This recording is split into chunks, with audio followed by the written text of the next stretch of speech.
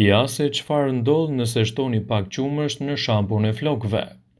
Që në vegjëli na është mësuar që larja e vazhdueshme e flokëve është mënyra më e mirë për të ruajtur higjienën e tyre. Edhe pse larja e vazhdueshme dëmton sebumin natyral që nevojitet flokut për të rritur sa më shëndetshëm, të gjithë e njohim ndjesinë e këndshme që të fal një dush i mirë, sidomos pas një dite të lodhshme. Uji i ngrohtë që rrjedh mbi trupin dhe flokun, si dhe buutësia e shampos, mund të bëjë një ndryshim. E keni parasysh atë momentin ku vini re se shampoja është drejt fundit dhe ka ngelur fare pak që të laheni. Ndoshta në të duhet të shtoni pak shampo.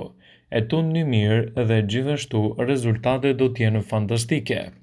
Është e rëndësishme të përzieni qumshtin në shampon tuaj dhe gjithashtu do të keni flok më të shëndetshëm dhe më të shëndritshëm. Dhe nuk do të keni mbetje të shampos në flokun tuaj nëse e bëni atë larje të paktën një herë në 3 ditë.